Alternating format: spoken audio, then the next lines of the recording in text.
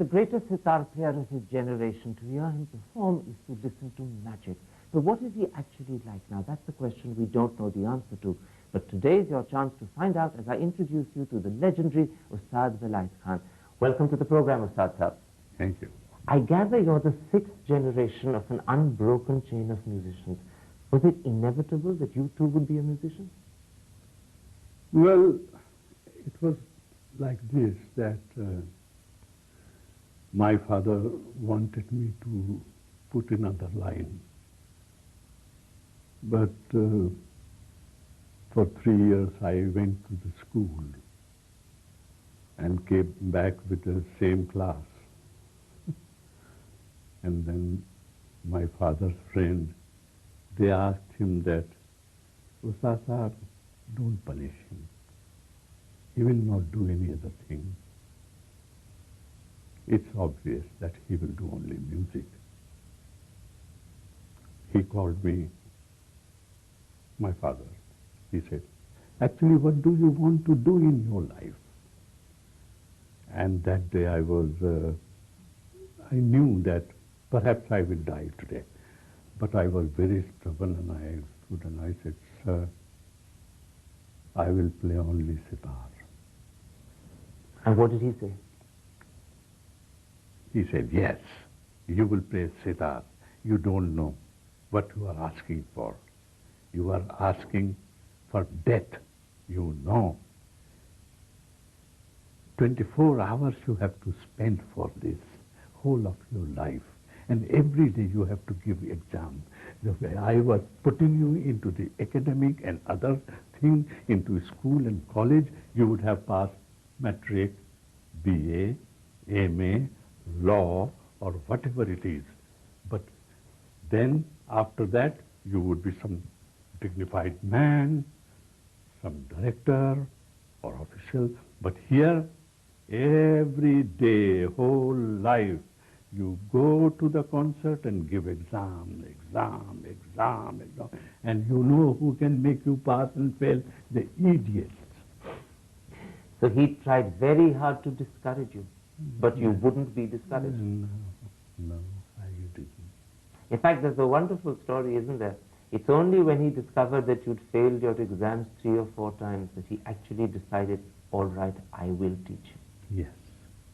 Yes, exactly. Sadly, your father died when you were only 9 or 10. What memories do you have of him?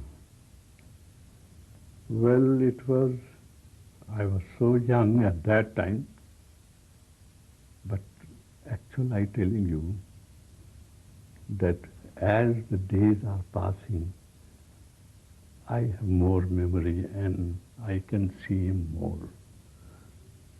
Like a father, Ustad, Guru, friend, someone who can I see, and I can see music. So he remains very close to you. Yes. There is another very interesting aspect about you. Not only are you the 6th generation of a musical family, but you're also of Rajput noble blood. Your ancestors were Rajput noblemen. Yes. Thanks both the side I have inherit the good things. I can say why.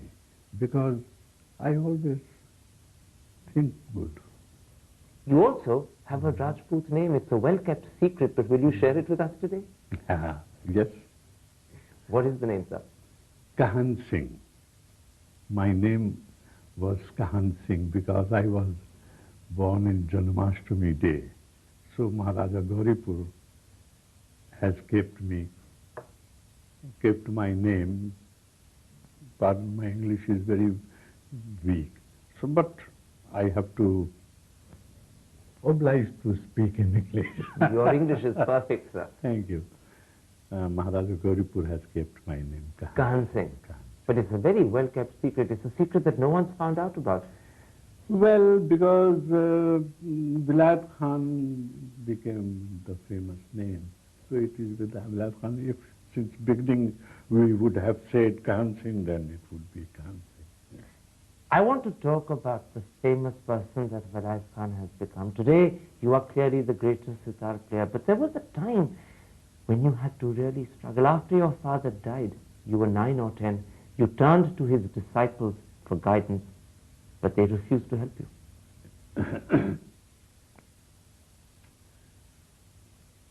I was in practice, everyday research and practice, strenuous. 8 hours, 10 hours, 12 hours, 15 hours a day, 14 hours a day. 10, 12 was the nominal time. And whole night I was locked in my room, about 3 or 4 kilos of milk only, and very quietly some bidi.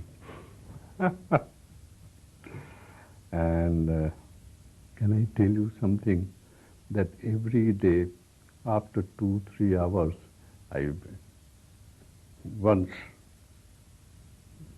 I stop and smoke some bidi and a mug of milk, and then my ambition, I would stand.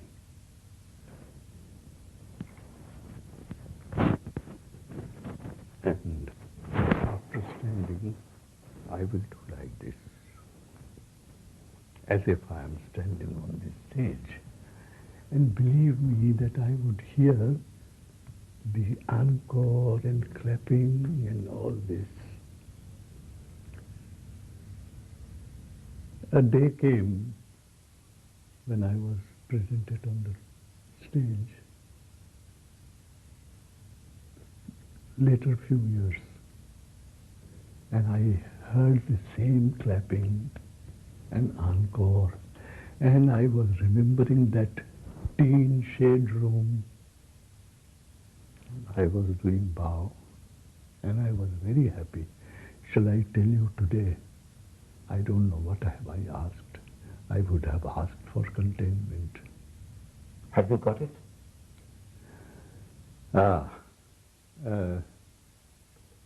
I'm not satisfied with my music.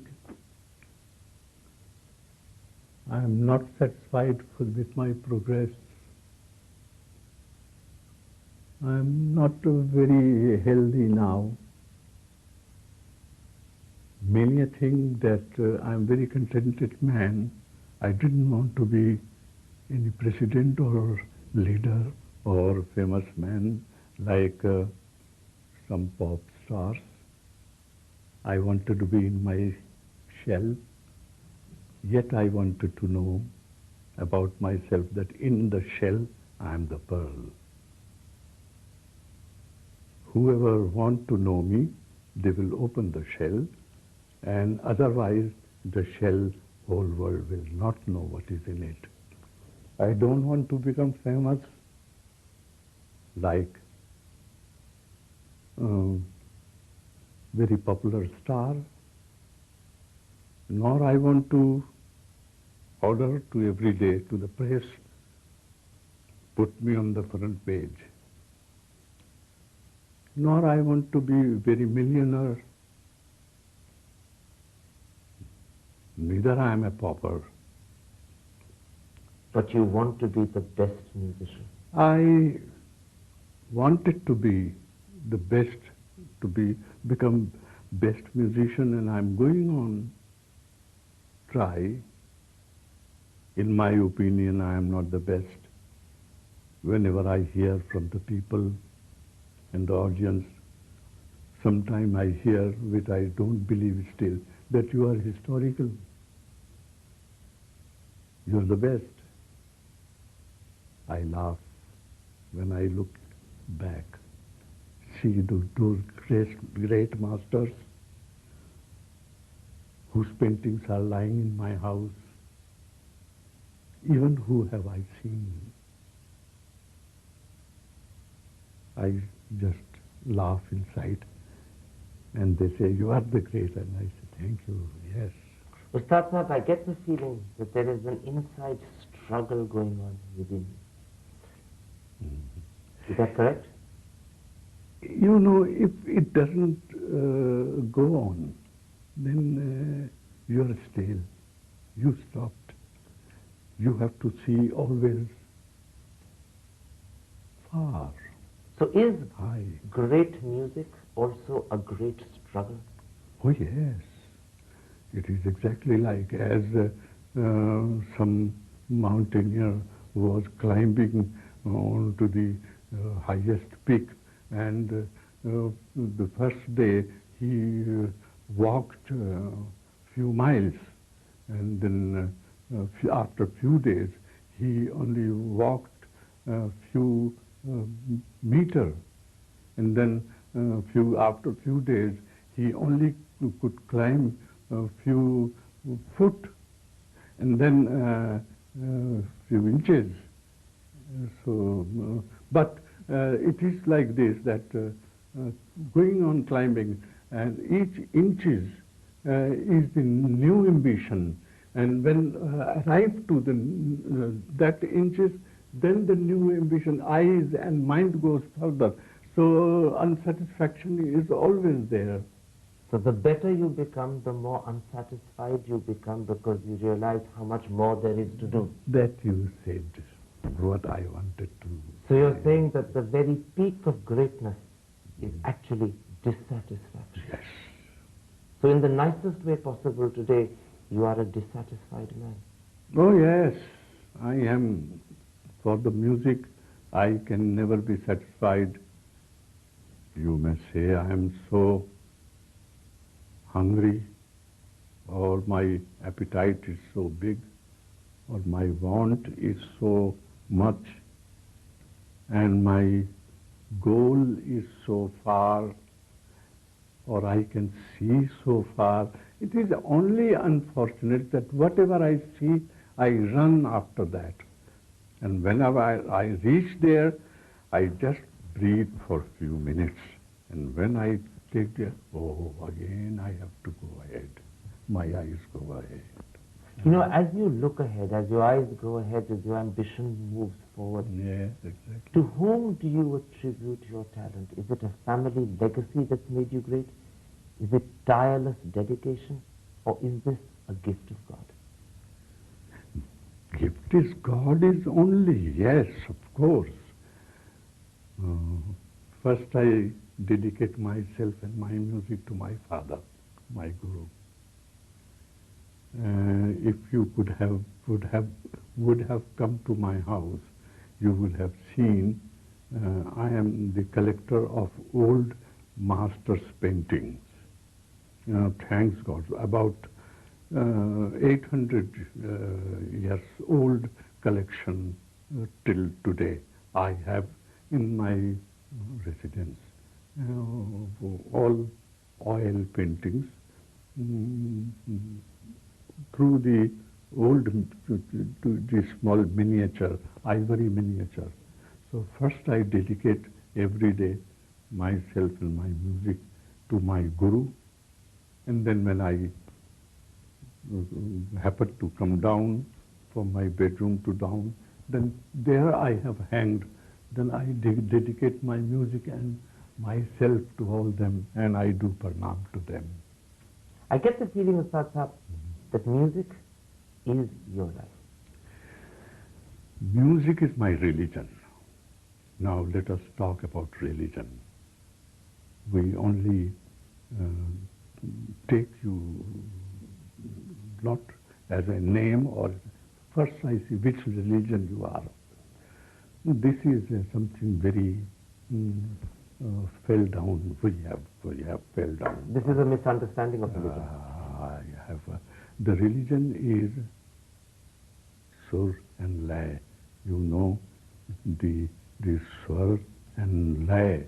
Haridas Swami, the Tanshen's guru, when he was singing, so snake and tiger and birds and all will come and sit down together and listen to Haridas music. And today's powerful people cannot meet two religion people together. Ustad Sahab, let's take a break at that point. I want to come back and find out a little bit more about the person whose religion is music, whose love is sur and lay. We'll be back in just a couple of moments. Stick with us.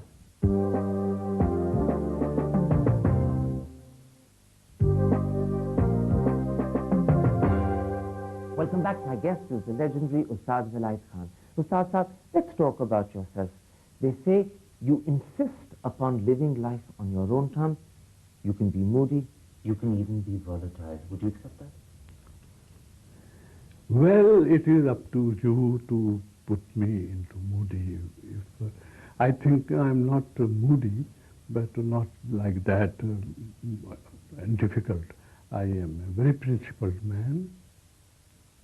I have a discipline, and for that, and moody is just because sometimes I don't want to tolerate such kind of thing which is not very nice, so they may call me moody or temperamental. But you don't compromise. You stick to your principles, which sometimes makes people think you're rigid.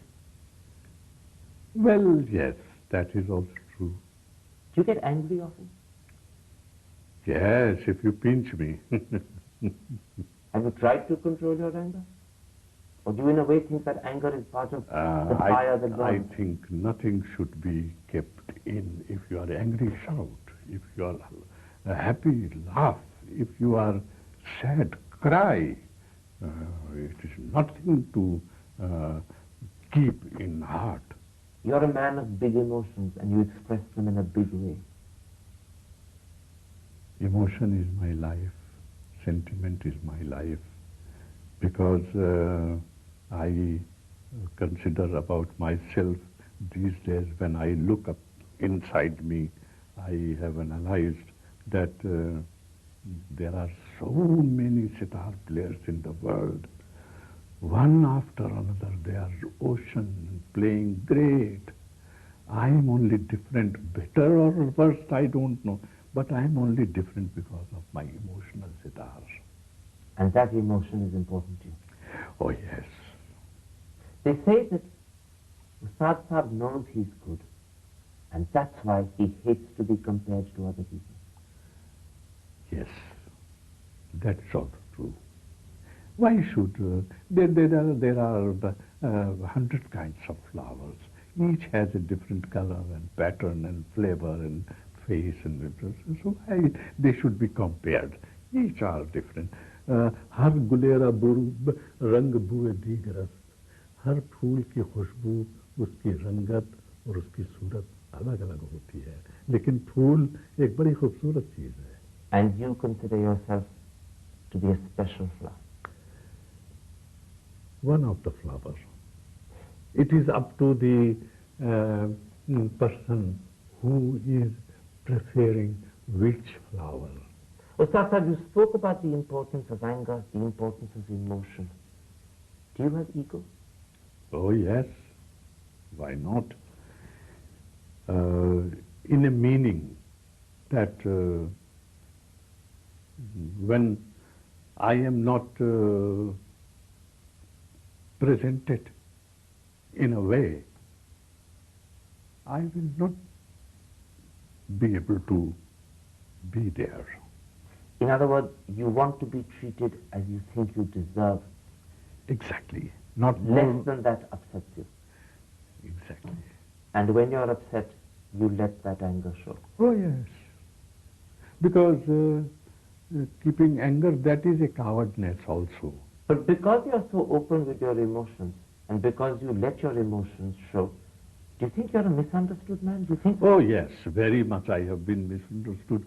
People say I am moody, temperamental, stubborn, and angry man. Sorts of. But in my way, I don't care, and rather I say, in Urdu, they say, "Tum roothe, to hum choote." And I feel so happy. Oh, he thinks this, he thinks this. But let me be in a quiet You have, however, made a habit of refusing awards and honors. You turned down the Padma Bhushan, the Padma Vibhushan, the Sangeet Natak Academy Award.